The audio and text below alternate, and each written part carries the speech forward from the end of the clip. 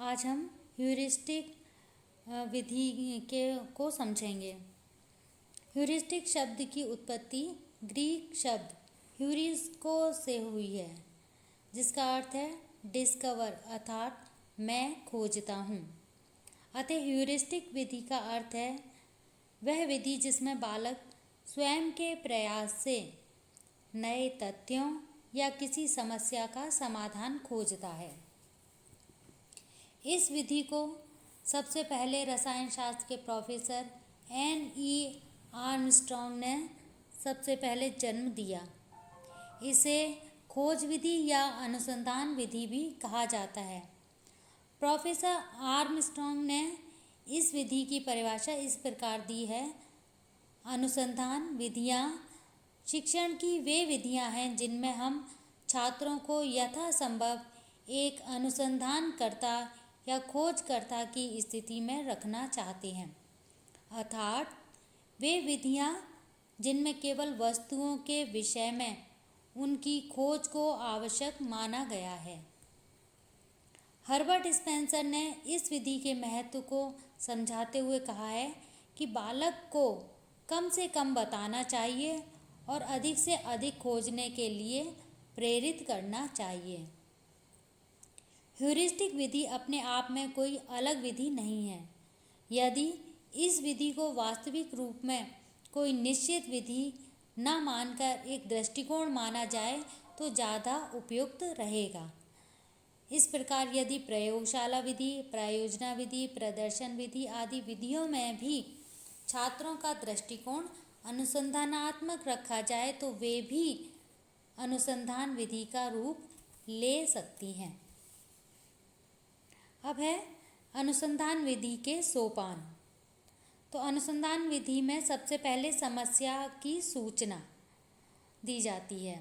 सर्वप्रथम बालकों को किसी समस्या के जीवन से संबंधित होने की तीव्र पहचान या अनुभूति कराई जानी चाहिए, जिससे वे अनुसंधान कार्य में पूरी रुचि के साथ प्रवृत्त होकर या निपुण होकर समस्या का समाधान खोज सकें।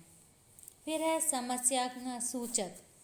जब बालक समस्या को समझ लेगा तो वो उसके बारे में और जानने के लिए अभिप्रेरित होकर नई नई खोज करने के लिए जिज्ञासु हो जाएगा। फिर है समस्या का विश्लेषण। इस स्तर पर विद्यार्थी ध्यान को केंद्रित करके और आपस में विचार विमर्श करके संबंधित प्रयोग करने के लिए अभिप्रेरित किया जाएगा। फिर है प्रयोग और तथ्य संकलन, और इसके बाद है संभावित समाधान, और फिर है समाधान का सत्यापन। इस विधि के द्वारा विद्यार्थियों में आत्मनिर्भरता, आत्मविश्वास, सत्यवादिता, चिंतनशीलता, परिश्रम करने की योग्यता तथा स्व अध्याय आदि के गुणों का विकास हो जाता है। विद्यार्थियों में अनुशासन की भावना का विकास होता है। विद्यार्थियों में उत्तरदायित्व की भावना आती है और उनमें लोकतंत्र की भावना घर करती चली जाती है। व्यक्तिगत शिक्षण के लिए भी यह विधि बहुत ही उपयुक्त है। इस विधि के द्वारा मनोवैज्ञानिक रूप से भी विद्यार्थियों को लाभ होता है। इस विधि में विद्यार्थी की तथा उसके आसपास की परिस्थितियों का पूर्ण ध्यान रखा जाता है। अध्यापक इस बात के लिए प्रयत्नशील रहते हैं कि इस विधि के अंतर्गत हाथ में लिए जाने वाले सभी कार्य विद्यार्थी की रुचियों, योग्यताओं तथा उनकी मानसिक परिपक्वता के स्तर के अनुसार ही होनी चाहिए। इसके अतिरिक्त विद्यार्थियों को कार्य करने, सोचने तथा तर्क करने की स्वतंत्रता मिले और वे स्वयं अनुशासन की भावना से प्रेरित हों। इस विधि का प्रभाव विद्यार्थियों के दृष्टिकोण को वैज्ञानिक दृष्टिकोण में बदलने में सहायक होता है। उनमें निरीक्षण और जिज्ञासा की भावना उत्पन्न होती है तथा वैज्ञानिक ढंग से सोचने और समस्याओं का विधि पूर्वक हल खोजने की क्षमता का विकास होता है। यद्यपि इस विधि में बहुत से गुण होने के साथ साथ इसमें दोष भी हैं। जैसे यह विधि बहुत महंगी विधि है।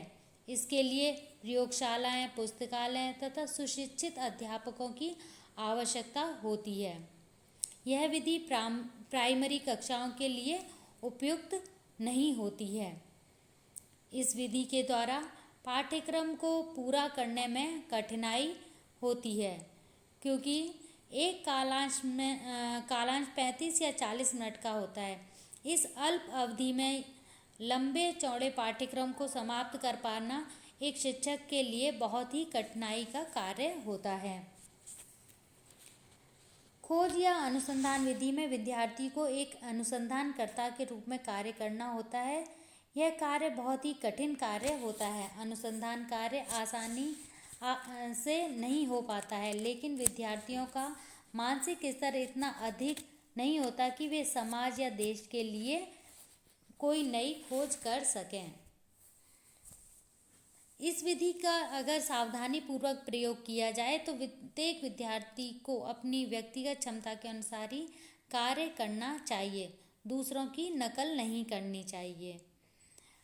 इस विधि में एक सावधानी और रखनी चाहिए कि विद्यार्थियों को कक्षा में प्रयोग करने की पूर्ण स्वतंत्रता प्रदान की जानी चाहिए। उन्हें स्वतंत्र रूप से सोचने तथा खोज करने के लिए प्रेरित किया जाना चाहिए। तो आज का हमारा टॉपिक ह्यूरिस्टिक मेथड पूरा हुआ। धन्यवाद।